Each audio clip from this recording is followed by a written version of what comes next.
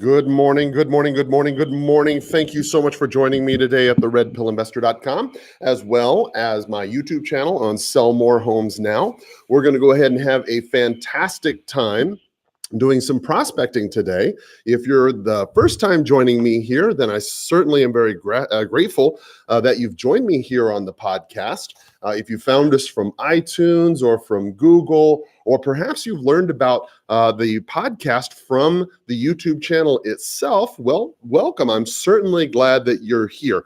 If you've never heard of the podcast, if you've never heard of my YouTube channel and you're just coming to us from the podcast, then I would certainly recommend that you go ahead and check out my YouTube channel at Sell More Homes Now. It's all one word, just Sell More Homes Now, where every single day I'm out here prospecting, looking for leads, looking for buyers and sellers who are out there trying to sell their properties. And while we're at it, we're going through some useful news. Today is absolutely no exception. I've got some great news for you today. Today, we're going to discuss a couple of things. We're going to discuss how drip campaigns are killing your sales. Yeah, I mean, if you're one of these people, these agents who likes to do a drip campaign to your buyers, let me tell you how that is killing your sales according to the National Association of Realtors. Then I thought we might jump into what millennials are willing to give up to own a home. I mean, if you're a real estate agent, if you're a if you're a home investor, then millennials are certainly a group of people that you're going to try to market to. And if you're going to market to them, then you need to understand what millennials are willing to give up in order to buy the property they say they want. Then we're going to go ahead and cover some of the 6 ethics issues today. Hopefully, if we have time, God willing, we're going to have a lot of people picking up the phone today. And so it'll be a little bit tricky to see if we'll be able to get through all of those. So we'll take a look at some of the top ethics issues that realtors are getting themselves fined over. That way you'll know what to steer clear of. And then, of course, we'll also be sure to check into a fake real estate agent who was posing as a real estate agent. He was arrested in an open house. And this is something you're definitely going to be wanting to be aware of if you're a broker. If you're an investor, if you've got a property that you're holding open for any reason, then you definitely are going to want to hear this story. All right, well, so that's what we've got covered for today. If you are just joining this, then please, if you think this is of any value, I would hope that you'd share it on your social network. Let's go ahead and get started. It is 7:55. Let's go ahead and get started by taking this to the Lord in prayer. Lord, thank you so much for this day. We are very grateful for everything that you've given us. I just ask that you'd open up the ears of the people who are hearing this today, that they would hear something new that would be helpful to them. Lord, I'd ask that you'd open up my mouth, that I would say something that's helpful, that it would be good, that would be useful to the people who hear it. Lord, I pray for those who are going to pick up the phone. I know many of them are going to be angry. I just pray that your grace would go to them and help them understand we're only here to help. Lord, in these things, for Jesus' name we pray, amen. All right, let's go ahead and get started with today's prospecting. Is 7:56. If you are just starting your prospecting, then you may be aware that you can't necessarily prospect before 8 o'clock in the morning where you are. And so the question comes up, well, gosh, how do you prospect? Remember that 8 o'clock rule, the federal rule saying that you can't prospect from 8 in the morning, until 8 in the morning until 8 o'clock at night. That's talking about people in your zip code, right? So if you're calling people outside your zip code, it could be 8 o'clock where they are. So for example, here in Tucson right now, it's 7:55, but it's 8:55, in Colorado or, Missouri, right?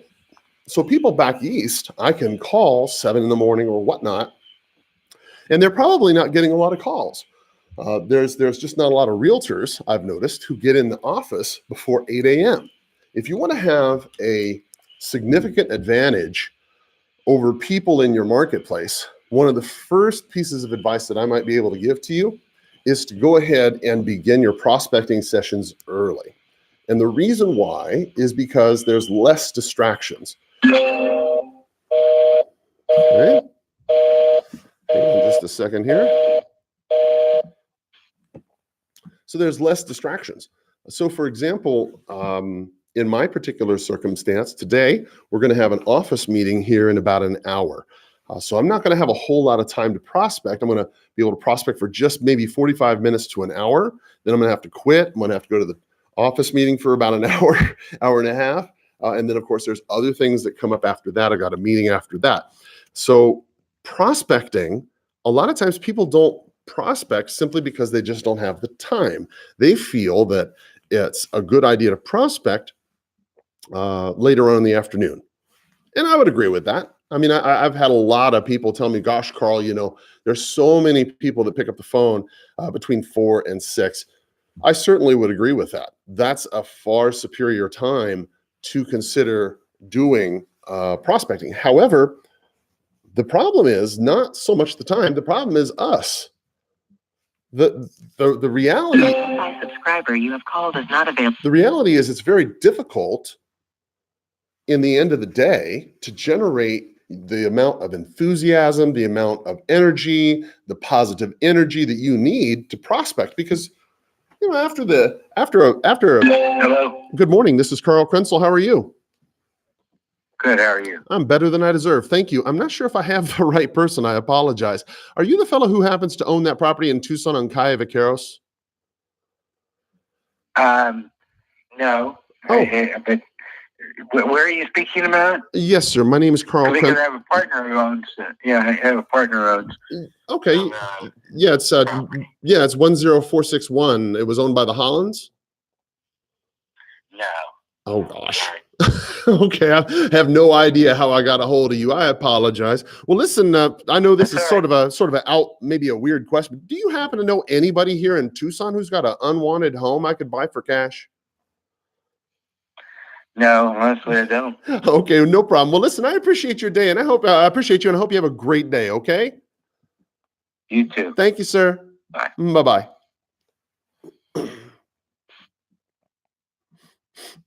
Okay, wrong number. Remove that. Count that. Good. Okay. The problem is you just don't generate the enthusiasm. You don't generate the excitement that you need to prospect in the afternoon. It's not that the afternoon is a problem. It's just that you're not all that good in the afternoon. So if you're trying to figure out your schedule, right? You've got essentially 2 times in the day that are primed for prospecting. You've really got, say, 8 in the morning to 10, and then you got 4 to 6, okay? Or maybe even 5 to 7 or even 6 to 8 if you wanted to, right? Those 2 times each day are probably the best times of the day during the week in which you can contact people. The problem with the afternoon thing is your customer is very tired too. If they've been working really long, some people have these 12-hour shifts. Firefighters, nurses, police officers, people in that kind of job, they work 12-hour shifts. It's very difficult sometimes for them to, be in that mindset at the end of the day. So maybe sometimes it's a better idea to consider just going ahead and contacting them early in the morning. And yes, there's no good time to take an unwanted call. I get it. Hello. Hi, you know what? I think I got the wrong number. Sorry about that. Have a great day. Take care. All right. Let me delete that. Delete that. Okay, hang on just a second, guys. There we go. I wanted to delete that one because that one I know that particular property. I'm not really interested in that one in the first place. So let's go ahead and get into the news of the day. So let's start off by talking about how drip campaigns are killing your sales. This is an article from Jason Forrest from the National Association of Realtors. He wrote this back in November of 2016. He writes an article to us about essentially eliminating the decisions. I think that's probably the best way to summarize this article. If you're on YouTube, if you're on Sell More Homes Now, or you can see the article right here that I'm holding up, how drip campaigns are killing your sales. The best way to summarize I think this article. Good morning. Good morning. Oh, good morning. This is Carl Krenzel. How are you today? Please take me off your call list. Well, I'm not sure if I have the right person. Are you the people who own that property in Marana on Soaring Dove? Okay. I'm not sure how to take that, but we'll say no. All right, good deal. So, talking about a well-known psychological process, he writes, when prisoners are up for parole, there's one surprising factor that has a huge effect on the likelihood they'll be released. It has nothing to do with the potential parolee's ethnicity, behavior, or length of sentence, or even the severity of their crime. In fact, it has nothing to do with the prisoner at all. The phenomenon explained in... Hello. Good morning, this is Carl Krenzel. How are you today? Okay. I'm not sure if I have the right Is this person. about the house? Yeah, have I got the right place? Is that your property? Quick hang up. Okay. All right, no worries. What we'll do is we will skip that for right now. Keep on going. All right. This phenomenon explained in detail in this New York Times article. Let's see here. There we go. Shows that early in the day, people tend to have an easier time making decisions, while later in the day, they delay them due to what's known as decision fatigue. That means parolees with the earliest appointments are the most likely to find their way to freedom. Now, this phenomenon that he's bringing up is the prisoner phenomenon. Basically, it is affecting the decision tree of a person, right? So the question is, what is it about this decision-making process that makes it very difficult for people to buy property? And what we're discovering here is that when you, as a broker or an agent, start putting people on drip campaigns, okay?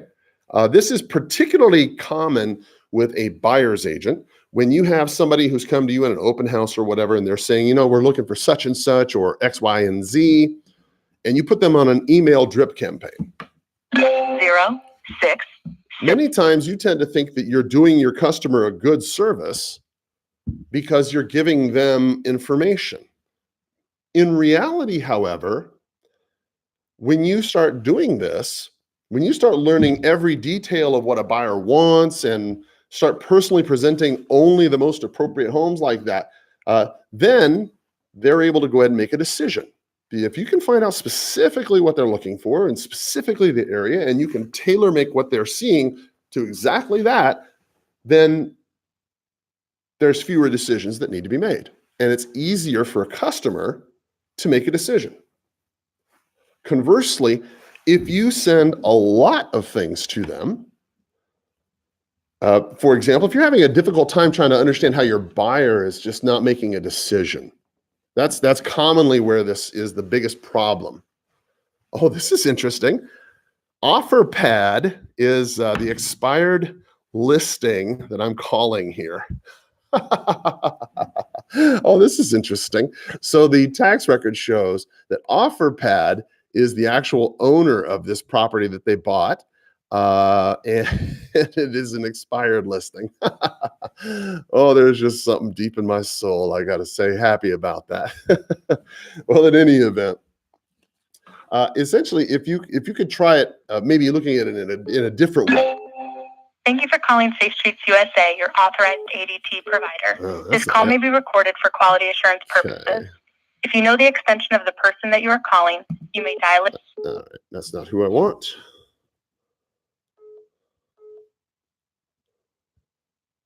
All right.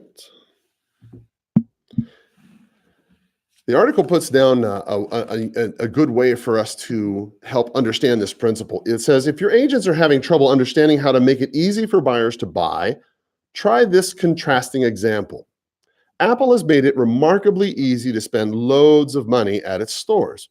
You can walk out with a $2,500 computer in under 8 minutes. I know this because I've done it. On the other end of the spectrum, there's Nordstrom Rack.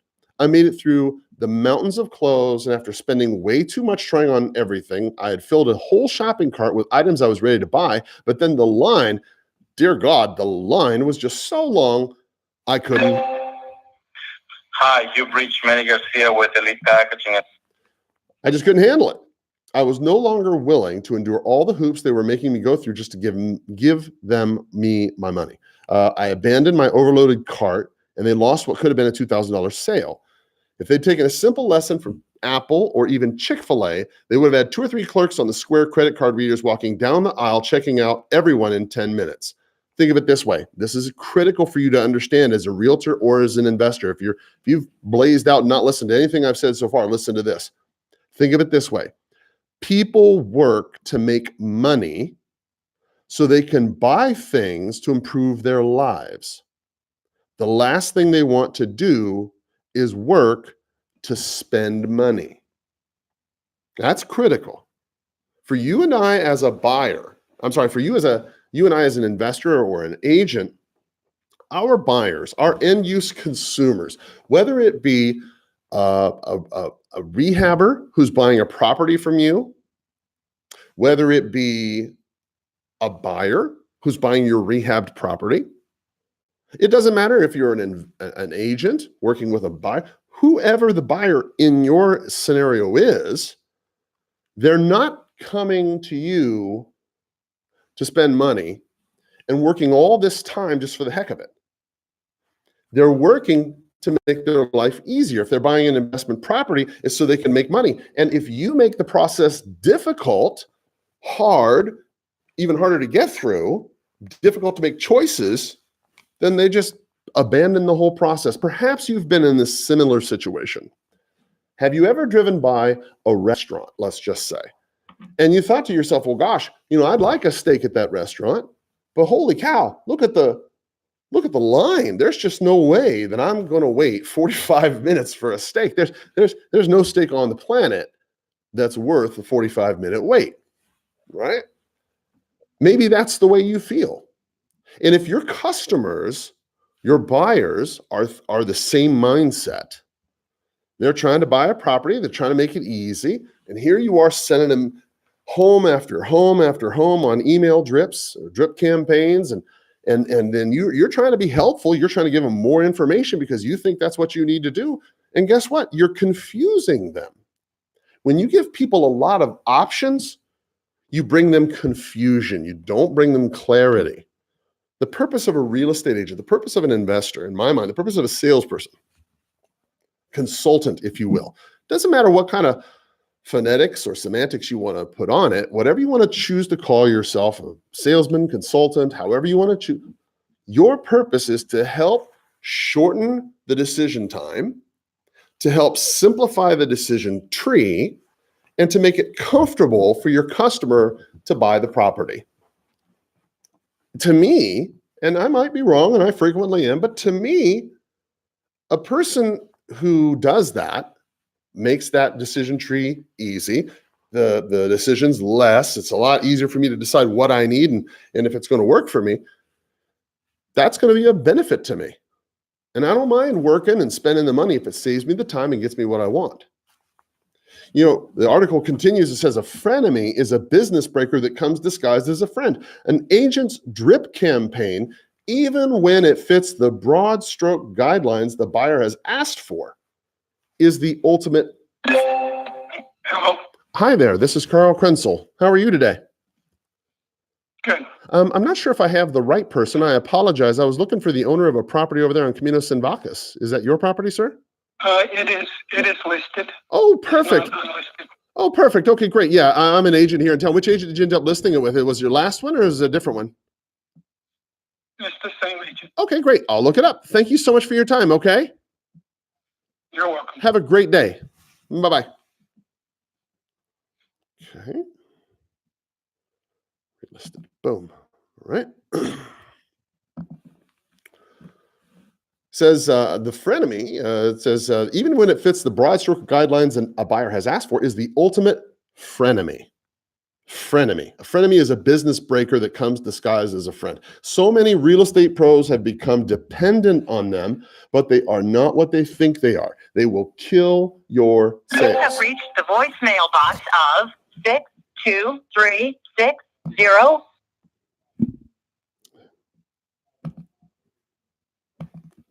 Says that they will kill your sales. Don't give buyers another item on their to-do list or another email in their inbox. Instead, hello? Hello? Hello, hello, hello?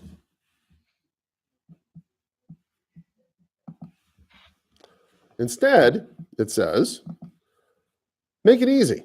Make it easy, very easy for your buyers to buy. And how do you do that? Well, you do that by taking everything you possibly can off their plate. I mean, think about it. Your buyer is super busy. And if you're a real estate agent, they're coming to you to ask for you to help them take those. Southwest, can I help you? Oh my goodness. You know what? I think I have the wrong number. Oh yeah, this is Southwest Hair Design. Oh Sorry. my goodness. Well, God bless your heart. It's a shame too, because you sound like a really nice lady. Oh, thank you, honey. All right, well, you have a great day. Thank you. All right, bye. Take care. Bye-bye. Thank you. Uh-huh. All right, so hang on a second here. Oh, wrong one. There we go. Okay. Perfect.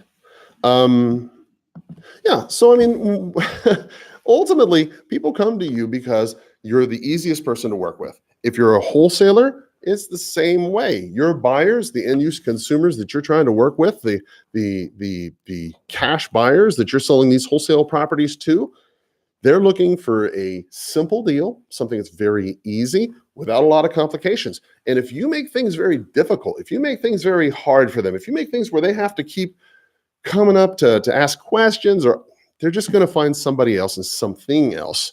And that is where you're going to lose. Boy, I hope that doesn't happen to you. Let's move on to the next article.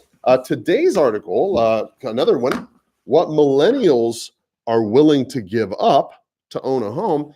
This also comes to us from the National Association of Realtors. I don't know if you're a realtor or not, if you typically watch Realtor Magazine's ads on their online, I'm sorry, not their ads, but their articles in their online magazines. A lot more easier for me, I should say, to use their online magazines. Easier for me to find articles that are of value to me. And this one was written May 31st, 2019.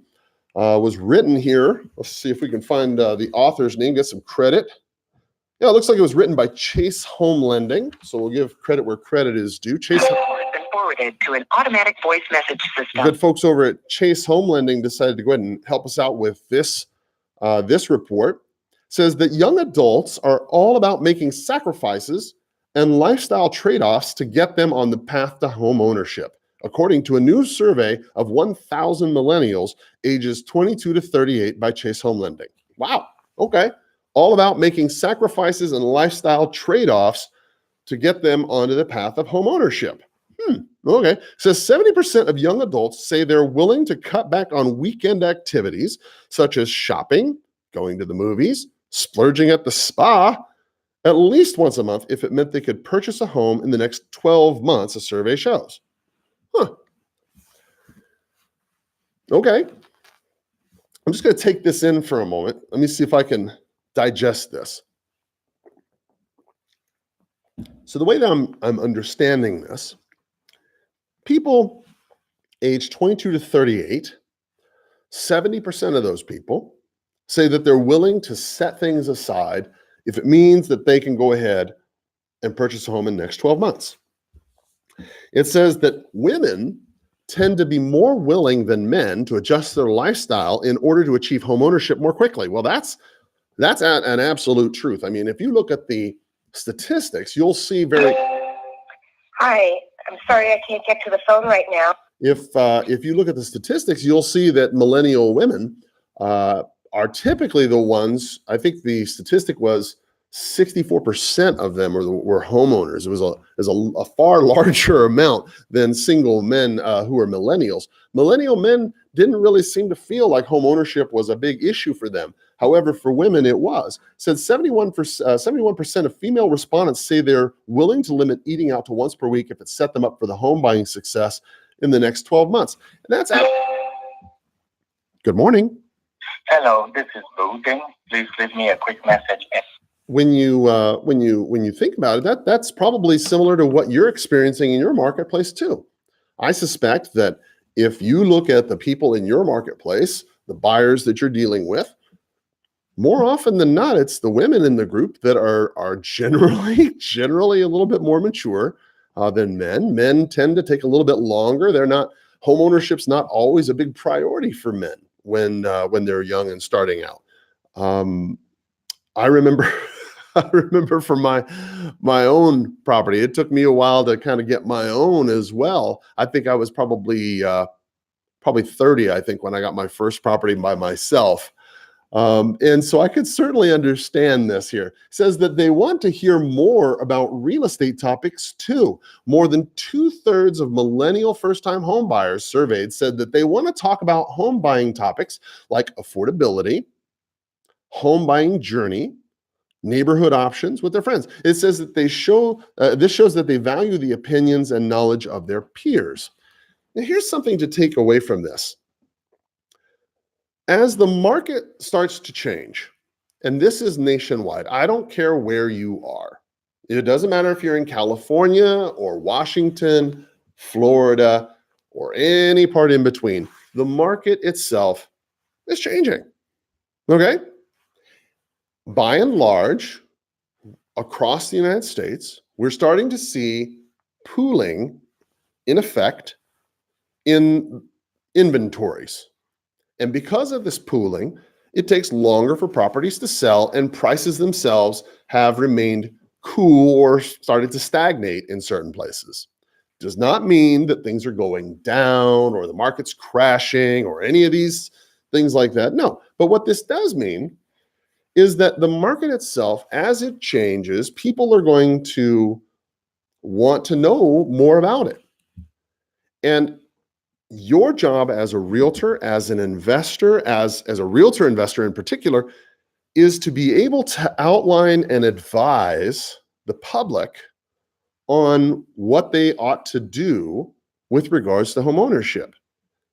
And this study indicates that 71% of these female respondents who are millennials You have reached the voicemail say that box. they're willing to do whatever it takes to get a property in the next 12 months, and they're more motivated to do it, and they're willing to discuss these home buying topics with their friends, and they look on social media for tips.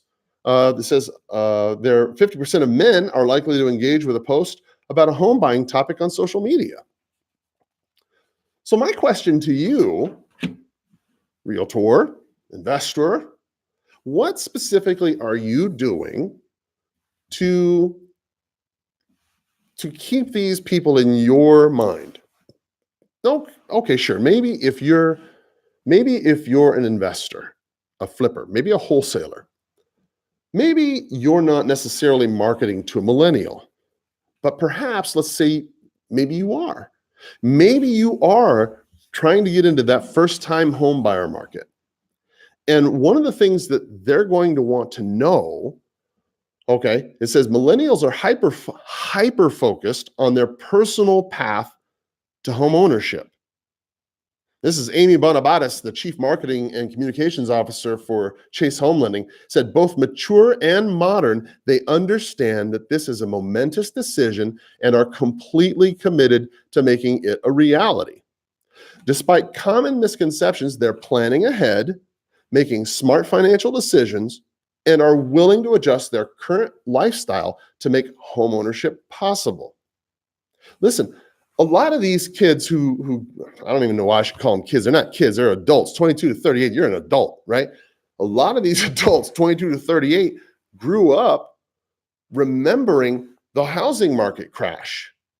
Now, they remember what it was like when mom and dad, or maybe mom, or maybe just dad, or whatever their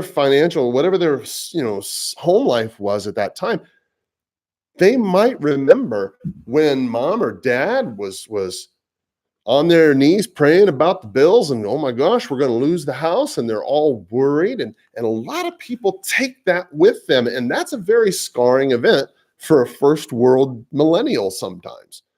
For them, if somebody's lost their home when they were growing up due to foreclosure, they're going to have some very, very serious concerns about buying another property because they are not going to want to repeat their father's or their mother's mistake. And that's understandable. Gosh, I can't tell you how important it was for me as a child growing up not to complete the same mistakes my family members made. And I suspect it's the same thing for you.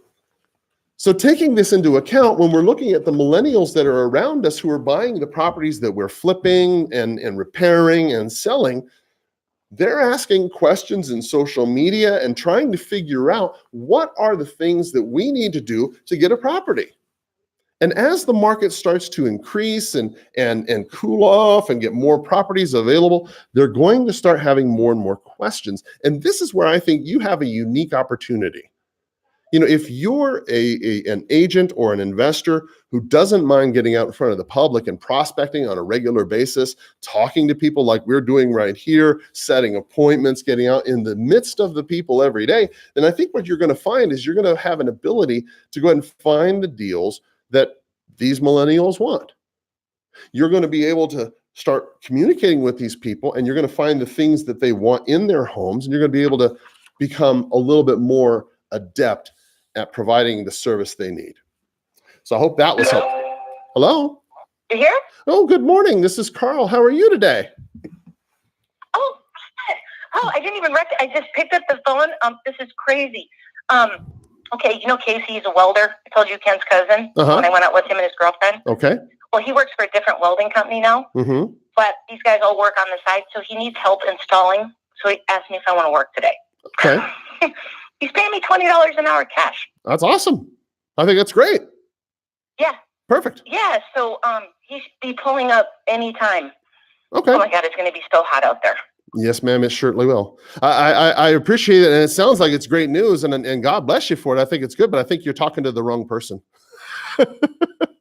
I think you mistook me for somebody else. My name's Carl Krenzel. Oh my gosh! See how much of a hurry I'm in? It's okay.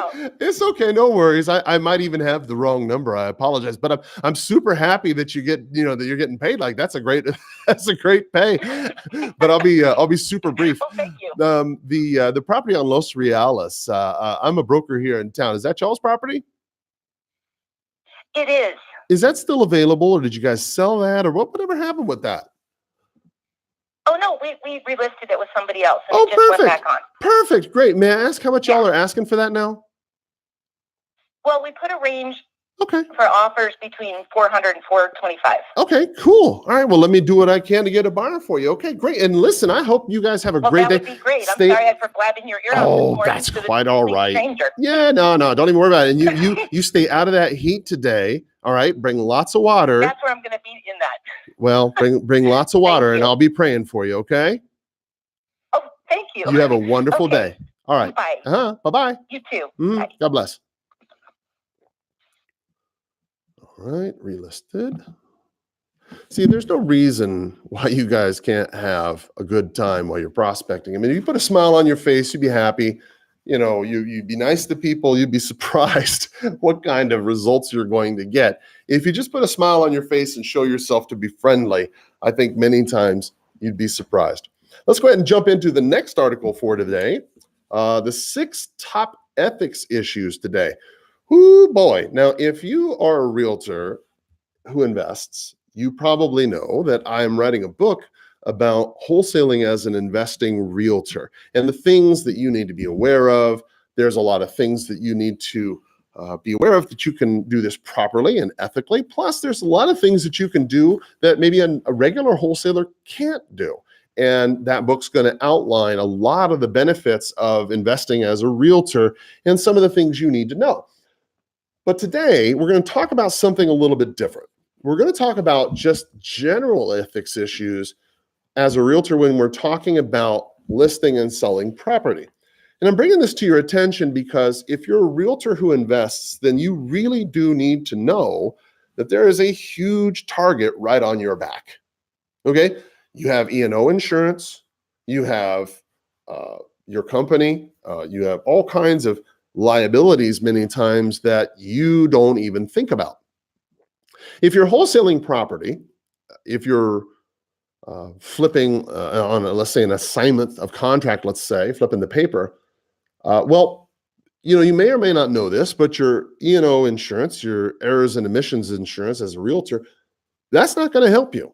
It's not going to cover you, and it certainly will not protect you in the unlikely event that you get sued.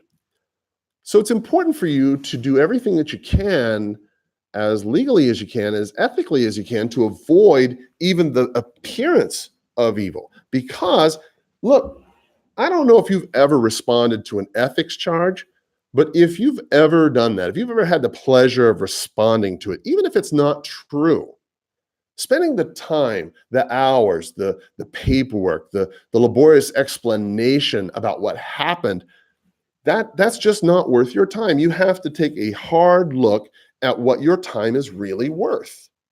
If you're telling yourself, good morning, this is Carl Krenzel. How are you today? I'm sorry, can barely hear you. Oh gosh, I'm sorry. My name is Carl Krenzel. Is that better? Yeah, what can I do for you? Yes, ma'am. I'm sorry. I might actually have the wrong number. I apologize. I was looking for the Andrades. They own a property over there on Tapia Drive. Is that your property? Yeah, you have yes. You know what? So many people have been calling my phone. And, God bless your heart. It's just so frustrating. Do I have the wrong number? You do. Oh, geez. I'm so sorry. All right. Well, yeah, and you guys must be just so desperate to have like 20 calls in a row yesterday. Yeah? It's just really sad. Yeah, good luck. Well, listen, Amy, you have a great day. Well, your name's not Amy, is it? Yeah. Well, you see, guys, this is where you have to really just take it with a grain of salt because, people, you can't be mad at her, right? It's not her fault that it's the wrong number. You can't hold it against her. Don't take it personally. Mike Ferry taught me something that I would pass on to you. You never want to take somebody's opinion of your prospecting personally, okay? Unless they're paying your bills, their opinion means nothing. Quite honestly, it does not matter what your opinion of my prospecting is. If you don't like my prospecting, great, pay my bill. If you're not willing to pay my bill, then you need to shut your mouth. If you're not willing to shut your mouth, then you need to have some kind of other, figure something out because I'm not going to stop prospecting. All right, let's go ahead and keep starting here. Let's get back over to, we called all the expires, we called all the cancels. Let's go ahead and jump over here to some for sale by owners. Let's see here. Where are we going to go? For sale by owners, my leads. Imported. Here we go. And dial. Okay. So let's go ahead and dial. See what happens these. Dial.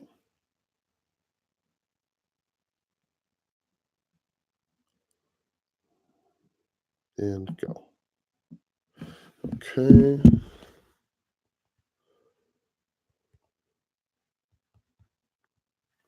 All right.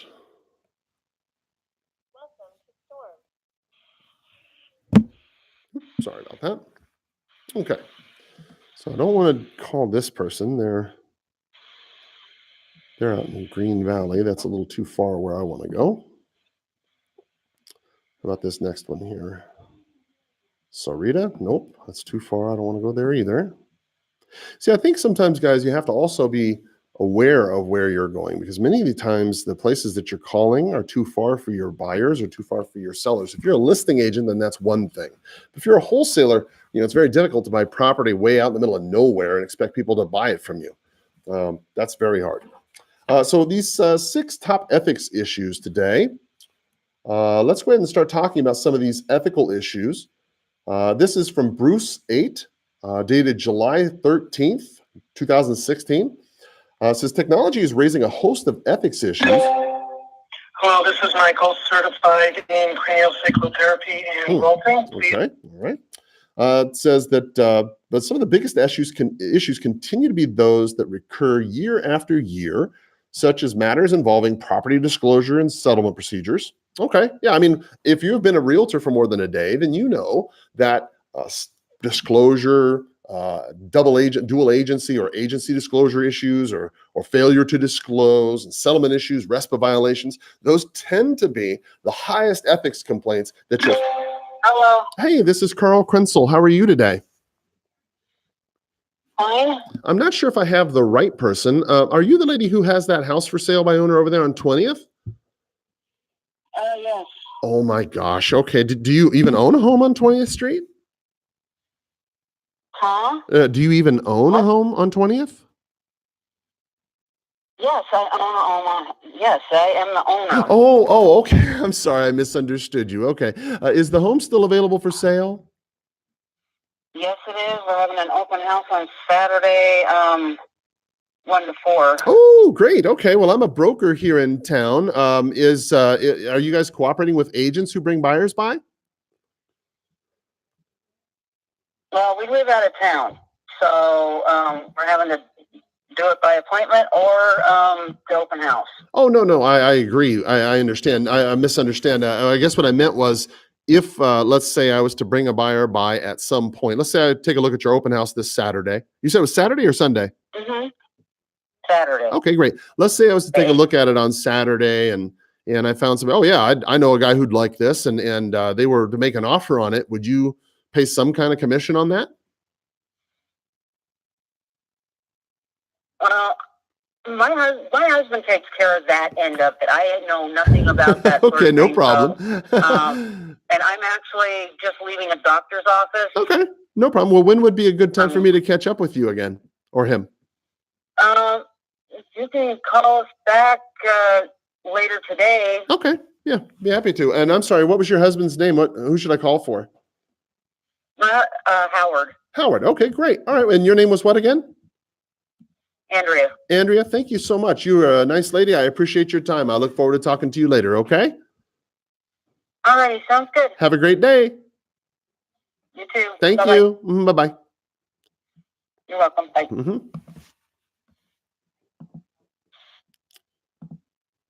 Okay. So in this particular case, one of the things that I've sort of discovered, and this is just me, right? I see open house on Saturday, 1 to 4, right? There we go. So when let's see here, talk to Howard. When a spouse says something to the effect of, my husband's in charge, my wife knows this. Hey, this is Dave. Call me back at your convenience. Thank you. At the tone, please record your message. When you've finished recording, you may hang up. Hang on just a second. Let me get this closed. When a homeowner tells you that, Hello. oh, hi, my name's Carl. I'm not sure if I got the right place. I was looking for Frank. Frank around? Yeah, there we go. Let's delete that one. I didn't want to deal with that property right there. Okay. When a homeowner tells you that, then many times it's because they just simply don't know. And there's no use in sitting there just, peppering them with questions or anything like that. It's just a lot easier just to go ahead and say, okay, no problem. Well, when's a good time for me to call Frank back or Howard or whoever, right? Let's see. Let's keep on trucking here. These FSBOs are picking up pretty quick, so I may not get a chance to go through the entire. Hello, this is Beatriz. Hi, Beatriz. This is Carl Krenzel. How are you today? I'm doing fine. How about you? I am better than I deserve. Thank you. I'm not sure if I have the right person. Are you the owner of that home on Niabra Way? Yes, I am. Perfect. I'm a broker here in town who buys property. Is that property still for sale, or did you end up selling that already? Yeah, no, it's still for sale. Okay. We have several people interested, but no offers yet. Okay, no problem. I bet you do. It's a beautiful looking home. Is it currently on the MLS or is it still for sale by owner? It's still for sale by owners. It's on Zillow and a couple other sites. We just posted it. Okay, great, no problem. Very quickly, if I was to bring a buyer by who would pay a price in terms that you could be acceptable to, would you pay some form of commission for that? Yeah, we're gonna pay the 3% Perfect. for the buyer's agent. Okay, But great. no seller's agent. No worries, no yeah. worries. Well, I appreciate that. Well, thank you for a lot of people don't even think about that. So thank you for taking. Yeah, no, but I understand. I mean, some buyers already have they have agents. Yes, of course. So we understand. No worries. Yeah. Well, when would be a good time for me to swing on by and take a quick peek at your property? Have you got some time tomorrow or the next day? Well, you know what? The property is occupied. I have tenants, but today my boyfriend, who is my partner, he'll be there at 3:00. Okay. With some to show it to other people. Okay. Interested. Okay. So if you would like to come by at 3:30, okay, and then you can take a look at it if you have time. Okay. Today will be a good day because we're already disturbing the tenants. Of course, no, I understand. So, I'm curious. How long is your tenant going to be in the property? How long is their lease? the lease ends at the end of this month. Oh, okay, So perfect. the property will be available on July 1st. Okay, Yes. Great, perfect. Okay. Unfortunately, I have a listing appointment at 3:00. Somebody's going to hire me to sell their home. Is there another time that you think you might be showing that property? I know you got tenants. It's going to be difficult. Is there another time you think you might be showing it?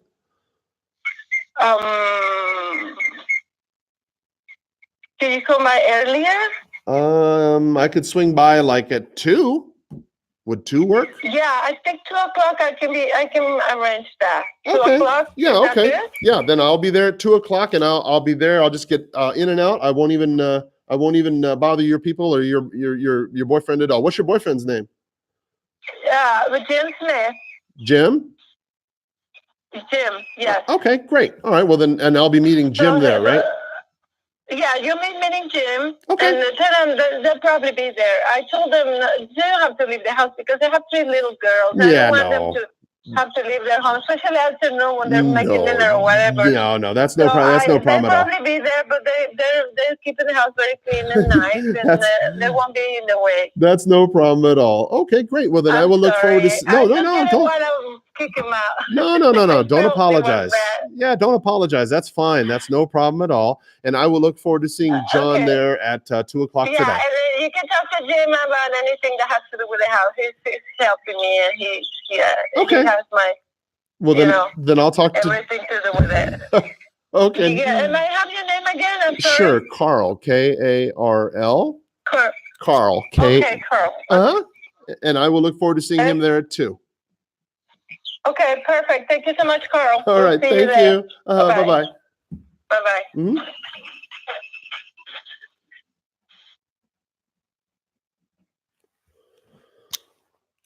Okay, so what we're gonna do, we're just gonna set that right there. Now, I think it's important, to remember with for sale by owners is that this is a process that you go through. With for sale by owners, what you're really looking for is a couple things. You're looking for somebody who has a problem, somebody who has equity, and somebody who has motivation. That's the 3 key things I think that you need to have when you're dealing with a for sale by owner. In this particular case, I mean, before I go out there, obviously I'll check the scene. I'll see what kind of equity they have. I'll see what kind of, price. Hello. Hi, this is Carl Krenzel. How are you? Good. I'm not sure if I have the right place. I apologize. I'm looking for the owners of a home on Lady Slipper. Is that your property? Yes, that's my daughter's. Oh, Yes. Perfect. Okay. Well, I'm a broker here in town. I was calling to see if it was still available. Is it? Or did they end up selling it already? It is. Perfect. Okay. I'm wondering, do you happen to know if I was to bring a buyer by who'd be willing to pay a price in terms that, your daughter would be willing to accept, would she be willing to pay some form of commission on that? Or do you happen to know?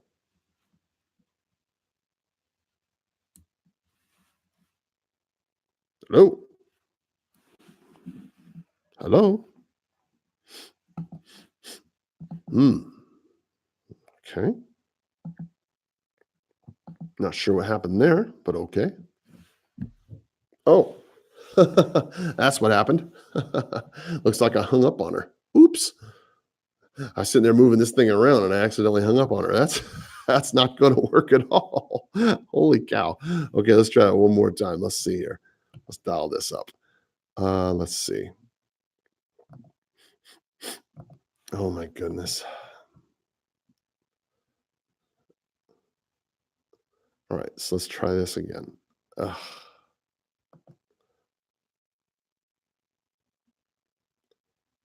All right, dial. Resume it. There wasn't too many for sale by owners left. Yeah, just 2. Okay, so I don't know that we'll be able to dial these for sale by owners too much, but we've called all the for sale by owners. We've called all of the expired and canceled listings. And we've set one preview appointment on a property that's not too far from my 3 o'clock appointment today. So I don't mind stopping by. If it was on the other side of town, then I would have Welcome to Storm. a little bit of an issue. All right, let's turn this around maybe so I won't turn the phone off next time. All right, there we go. And redial. Okay. So with a for sale by owner, you want to think about them. This is a thing in steps. You don't want to assume that a for sale by owner is going to. Hi, this is Carl Krenzel. How are you? I'm doing good. How are you? Boy, I'm better than I deserve. Thank you. I'm not sure if I've got the right. I'm not sure if I got the right guy. I apologize in advance. I'm looking for the owner of a property that's for sale by owner on Hartwick. Is that your property, sir? Uh-huh. Oh, yes. Perfect. Okay, I'm a broker here in town who buys property. Is that still available, or did you end up selling that, or whatever happened? No, it's still available. Okay. We haven't really done much with it because it's an estate situation. Oh, I see. Okay. And my mom recently passed, and we're just sort of working our way through it. Oh gosh, I'm so sorry to hear about that. It is still available. Okay. I'm curious, is the property need any kind of work, or is it in pretty good shape? Can you tell me a little bit about it? It needs paint. Okay. And in reality, flooring. Okay. All right. Well, that's it. It's a nice place. It's very reasonable. What's your first name? Yes, sir. My name is Carl, Karl, and I'm sorry I never did get yours. Joe. Joe, pleasure to meet you, Joe. Well, when would be a good time for me to come out and take a quick look at the place? We're probably, Carl, because we're actually up in Phoenix. Mm-hmm. It probably won't be for I'll be very candid with you. Please. We would very much want to sell it without a lot of work and hassle. Okay. You sell it as is, without any work or hassle. But we are pretty firm that there's 5 siblings involved, and I know my mother would want us to get a reasonable price out of it. Sure. And we've already had a couple people look at it. We actually looked at, we actually had an offer from, Open Door. Oh my gosh, I'm sorry. Well, we had that. Go ahead. I'm listening. Go ahead. Joe? Hey, Joe? Joe? Joe?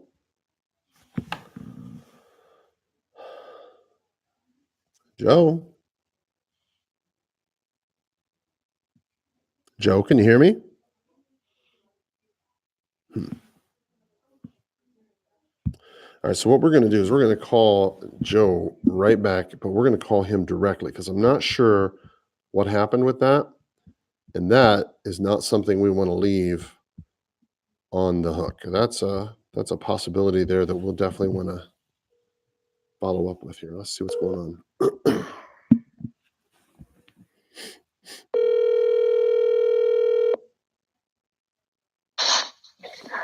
Hi. Hey, Joe.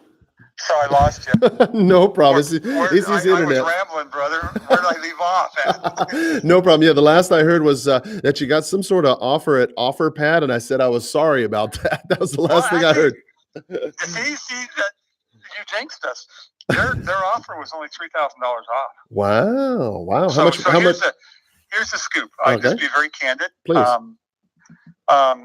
Because I live in Phoenix, I didn't negotiate anymore with Open Door because my sister's out of country and the dust is still settling with mom's death. Yeah.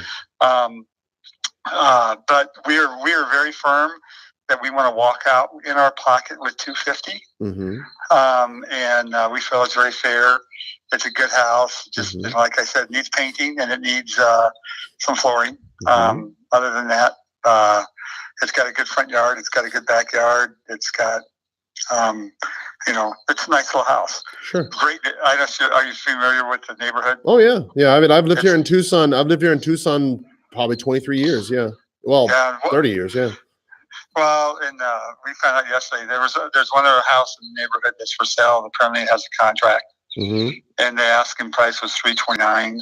So the bottom line is there's room for people like you to make some money. Okay. But we're pretty firm at that rate.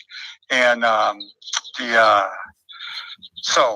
challenge is that my sister's out of country. Okay. And I live in Phoenix. All right. I was there. If you were called yesterday, I would have said, "Come on down." I was there.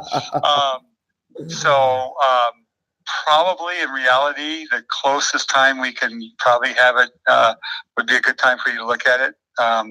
Would be a week from Monday. Okay, so we're talking. Let me just look at my calendar here. We're talking 10. Let's see, a week from this coming Monday, or a week from this past Monday. A week? Are we talking like the 17th of June, or are we talking about the 10th of June?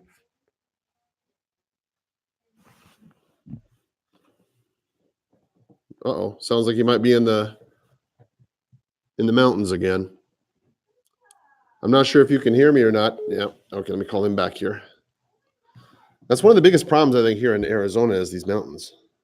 I'm sorry, I'm not sure if it's me or you. It's the mountains. It's no big deal. Were you talking about the 17th or the 17th or the 10th? Well, I'm at home. I live in a neighborhood that's sort of a little niche, and our service sometimes is really poor. Oh. So yeah, we're looking at a week from Monday. So that would be the 10th, or are we talking about the 17th? The week 17th. From the 17th? Okay, 17th. Yeah. Are we talking early in the morning, afternoon? What works best for you? Probably best time for me would be about 10. Right. Let me just write this down here. 10 in the morning. So what I'm going to do is I'll pencil it down to just meet you at the property at 10 o'clock in the morning, and then I'll just give you a jingle that day just to make sure that's still a good time and all that. But I most definitely would be interested in buying it myself. I'm a broker here in town who buys property. You can look me up if you'd like. It's at carlbuyshouses.com. It's with a K. But yeah, I'll be happy to take a look at it. And many times I'm able to offer better than the good folks at OfferPad or whatnot can, because simply I live here and I know the market a little bit better than they do. So, damn. Oh, I hate these cell phones. Ooh. Got to set that appointment. No, Tessa, I'm seeing how bad you really want to buy the house. I like the way you put that. All right, so 10 o'clock on the 17th, and then I will look forward to seeing you then. I'm sorry, your name was what again, sir? Joe. Okay, all right. Can you text me? Yeah. This is my cell phone. Can you text me the name of your company? Yeah, I'll text you my name, my whole info, and everything. That way you'll have it right there handy. Okay? Okay. Awesome. Thanks, Joe. Appreciate you. Have a great day. Bye-bye. Talk to you soon. Bye-bye. Okay. All right. Well, okay. So that's another one. So let's see. Let's reset this here. So what we're going to do, it doesn't look like we're going to probably get much of an opportunity to go into the does not look like we're going to get a chance to go into the appointment. I'm sorry, the articles like I had hoped. However, you'll see that hopefully these appointments was a little bit more beneficial for you.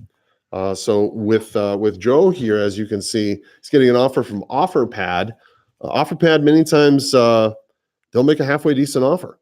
However, does not always mean that you will not always be able to get in there and get something cracking.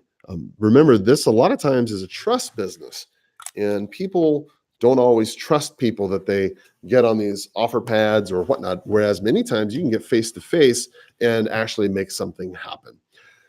Well, guys, thank you so much for paying attention to me. I appreciate you listening to this.